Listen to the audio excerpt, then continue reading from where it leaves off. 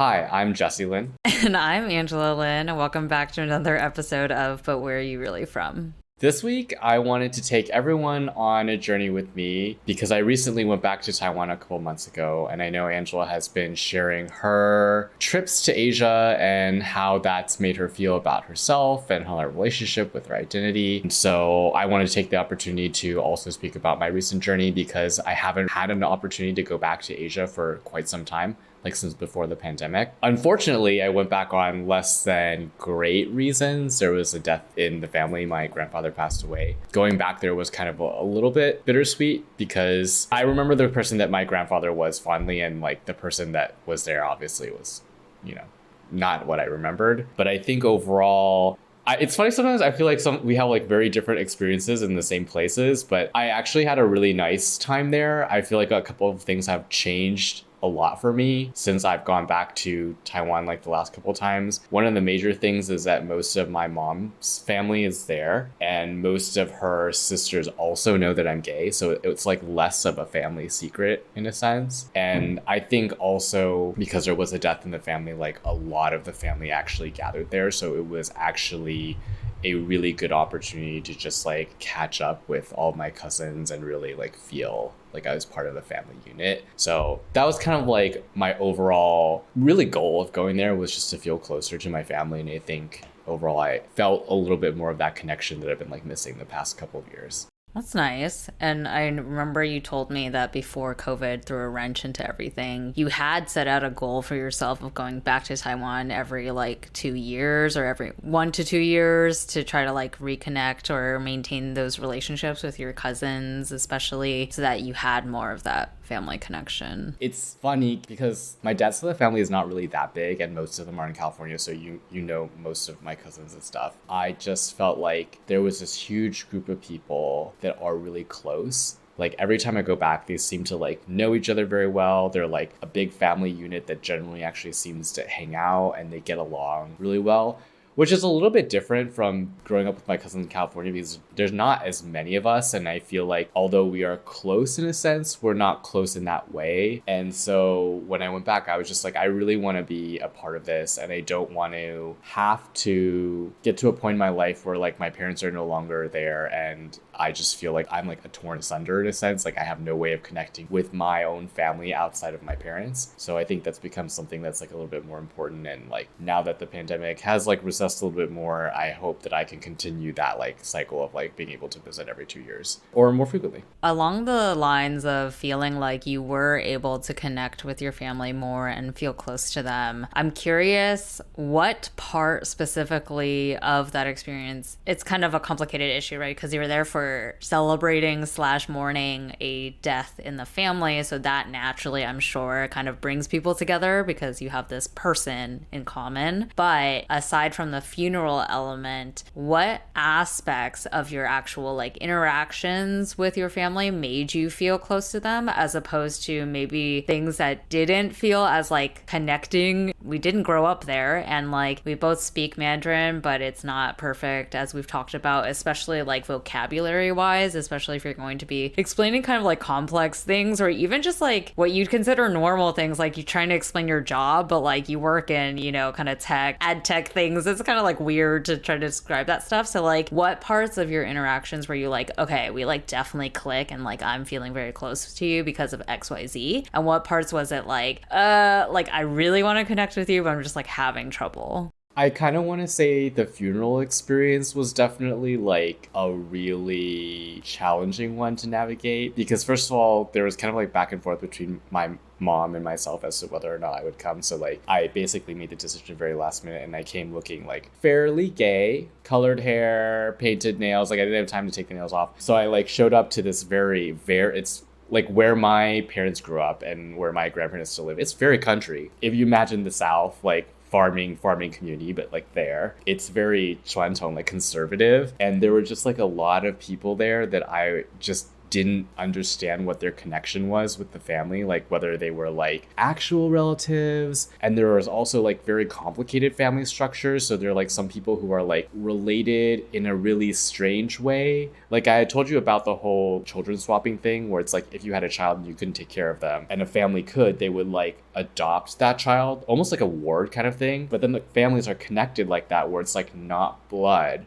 but you are related in a sense. So there's just like a ton of people there, and like I had no idea who any of them were. But I think with my greater family, it's kind of like riding a bike. Like you have to get comfortable with the language again. You have to get comfortable with like just catching up with them, because they're basically been like strangers, and I've been a stranger to them for the past couple of years. Like just haven't really seen them. But I think the moments are really connecting were kind of some quiet moments, like after the funeral or like in between events, where you would just like we would just gather together and like hang out and like watch certain things that were happening. So I remember like we couldn't all stay at my grandmother's place because it's too small. So we stayed at this kind of like hotel / Airbnb thing that was like a little bit further in town. And my cousins, after everything was over, and they would just order like a lot of takeout, and then we would just kind of sit there and chit chat and eat. And that was like really kind of like a nice chill thing. There's also a really funny moment where I told you about like the funeral strippers, but it was basically like ladies wearing what I would consider more revealing marching band outfits. They're not really revealing, but for the countryside, it's quite revealing. It's like short sleeve and like a kind of like a mini skirt kind of thing, but they were just doing like a marching band thing. And we were all kind of just like watching it like, what, did he ask for this? Like, what is this? So that was like a kind of another moment where we were just like all there and like experiencing the whole thing together. That's nice. The other thing you mentioned that I imagine was very different for you this time versus past times is you said compared to past times, now all of your aunts know that you're gay. So I'm very curious to dig into your experience being like actually out this time when you're back in Taiwan. What was that like in terms of first your family interactions and then like when you actually just went out and engaged in social life on your own? Yeah, I think with the family, so not everybody knows. I don't think my mom told my uncle. So she has 4 sisters, 1 brother. And I think of the bunch, the brother and the eldest sister, I think are the most conservative, because my uncle still lives in the countryside and he still is a farmer. And my oldest aunt's like a little older than the rest of them. I honestly faced it or didn't face it in the way that I still haven't fully come out to my dad yet, but like we kind of assume that he knows, where it's just like they know, but I don't think it's worth bringing up to them in any major way other than if they asked about my personal life, I would be like, this is what's happening, because it just requires explaining like a whole universe that I don't think that they are ready to understand, or that I have the vocabulary or time to sufficiently explain. And for the most part, they didn't really ask me about it. I feel like most of the younger aunts are just kind of like, we know and we love you, and like we hope we'll see you like more and more. And it's not really like an important thing for them. It's also kind of that thing where we talk about, it's like, as long as it's not your kid, it's cool. And so yeah, that was, it didn't really come up all that much. I think like most of the family was just like, we love you, we miss you, we hope to see you like more often. Of course, there's always like, my grandmother is like, when are you gonna get a girlfriend? It's like, you're not getting any younger, it's about that time. And I'm like, a lot of people know, but not you. Hey listeners, wondering how you can support us? The biggest way is by increasing our visibility by following us on Instagram at Where Are You From Pod, on TikTok at But Where Are You Really From, subscribing to our YouTube channel under But Where Are You Really From Podcast, rating and reviewing us on Apple Podcasts, and telling your friends. The more people we can get to listen to the show, the more we can continue spotlighting different perspectives and stories. And if you feel so inclined, we're also accepting donations at buymeacoffee.com/whereareyouFrom. Thanks y'all. Nightlife stuff. So in a previous episode, we talked about safety, and I want to say that that was like a big factor of me being like, I'm just gonna go out by myself. Not that I'm not normally an adventurous person. Like I'm usually like, yeah, if I'm in a place by myself and I'm bored, I'm gonna figure out something to entertain myself. But nightlife can be kind of tricky, right? Like it can be dangerous to be out by yourself depending on like where you are. But I mean, we've talked about how safe it is, and basically that was kind of my experience. I literally was like, let me pull up, like Google search, gay bar, places to go. And I went, and the legendary Taiwanese friendliness was very present. I chatted with quite a few people, even though my language was a little bit iffy, but everyone was like really nice about it. If they didn't understand something, they would try to like talk around it, or they would be really patient with me about me trying to like explain something that I don't have the words for. And obviously the boys are very nice and the boys were very cute. What were like the kinds of things that were getting you most hung up when you were talking to people? Let me set the setting. These were all gay bars, and I happened to choose two experiences that were both very like sexual. So it was kind of like that setting. So it was like a lot of vocabulary around explaining what I do and what I'm there for. So I went to this bar that I selected randomly. They were like, oh, we're having a special night. It's like a towel night. And I was like, okay, like, oh, I'm right here, so I'll go. So it turns out what he meant by that is you can only wear a towel and nothing except for this small ass towel. I walked in and my towel wasn't tied correctly, and the guy who was like running the party was like, do you want me to tie your towel for you? And I was like, okay. And then he was like, do you want me to introduce you to people? And I was like, yeah. So like it was pretty friendly, and I think that maybe I was like a little bit more forward than the people who were there. Like I noticed that most people were kind of like there with a friend, and then they were just kind of like by themselves. But I think I was a little bit more forward because I was like, I want to meet people, I want to talk to people, I want to like flex this Mandarin and see where I can go with this. And not just specific to the gay encounters, but just like in general, looking back at your entire time, this most recent Taiwan trip, how much did you feel like they were welcoming of you in terms of like, oh, I recognize some connection to you because you're ethnically Taiwanese? Or was it mostly just like they're very friendly? As you mentioned, like Taiwanese people inherently are like known for being like generally friendly or warm. So like how much did you feel like it was like, oh, they're being very friendly because that's just like how Taiwanese people are? Or were they like, even though I can tell you're American, like I feel something with you kinship wise because I know you're Taiwanese, like ethnically? Did you feel any of that or get a sense of like where that kind of line was?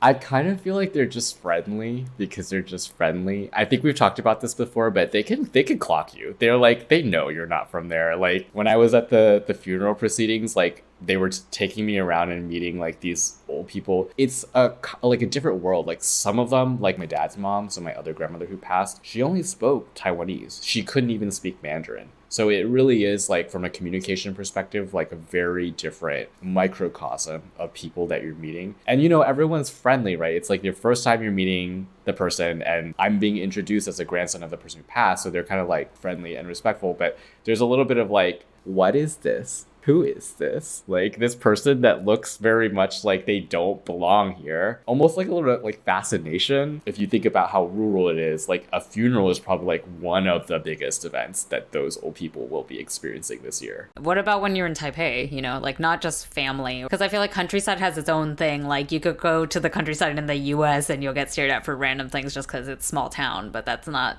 necessarily representative of like the entire country. I feel like for the most part, people just assumed, I think, that I was one of them. Like, obviously, I look a little bit different, like I dress a little bit different, like hair, nails, all that stuff. But yeah, I didn't really particularly feel like people were treating me any differently. Did anything strike you about just like, yes, we dress differently, yes, we blah, blah, blah differently, they can clock us, blah, blah, blah, but we're all Taiwanese ethnically, right? So like, did you have any time when you were there when you felt like, oh, you know, like I'm just everyone? Because I obviously spent the last year in Asia. Actually, by the time you guys are watching this, I'm in Asia again. But that's just something that like has been an interesting kind of revelation for me when I live in Asia, where it's kind of like nice to not stand out for being a like minority. And I know that I'm really stretching this word because once you open up the can of worms about like East Asian, Southeast Asian, people get all like on their high horse about how people are racist against ethnic minorities, but like from an American perspective where we are grouped all together, all the Asians of all the countries within the US, just being amongst everyone else that has more similar facial features, blah, blah, blah. Like I realized how nice it is to like not be standing out in a negative way for that. And I wonder if you even felt that just from the week that you had there. I want to say yes. The more time you spend there, you just kind of like slip into being that person, that identity. I even feel like it happens with the language. Like it's almost like there's a latent reservoir of like knowledge here. And the longer that I'm there, like immersed with just Taiwanese people, just speaking Mandarin, the better it becomes. And I gotta tell you, it was like really refreshing to be in the bar and for people to be like, you're hot. I look like all of you and I like being seen that way. And it was just like a very nice, different experience to feel like, yes, I am in the large majority of the people here. And like, I'm in a space where like most of the people will find me attractive. And like most of the people will like see that piece of me. I always think about how it's related to why we talk so much about media representation. And like, I know we didn't do a whole episode about Beef, for example, that show with Ali Wong and Steve Yuen, but what I really enjoyed, and like I think there was an interview with Ali Wong where she was talking about it too, but they were just like, isn't it nice that like because in this rare circumstance we're able to cast all Asian Americans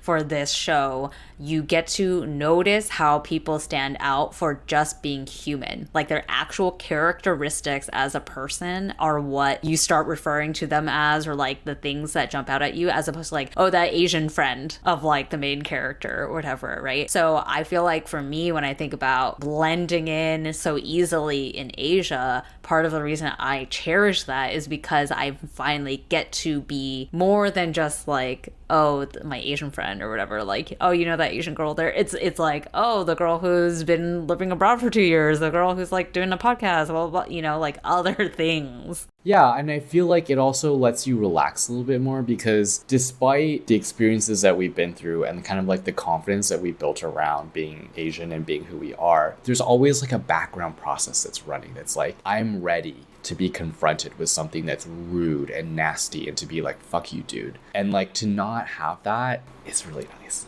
Well, on that fun note, let's wrap this up. I loved hearing about your experience, and I like that we, like you said, even if we went to the same place, I feel like we always do have like slightly different experiences. So it's nice to hear about yours. Listeners, we want to turn it back to you. We know a lot of you that are listening are from families that are from some sort of other motherland, or you visited at some point. Curious what your most memorable trip has been back in the motherland, and what about it stood out to you? Let us know in the comments, in our social media, or in our Spotify poll if you're listening there. And come back next week because we will have another fresh episode for you then. And until then, 再见, bitches.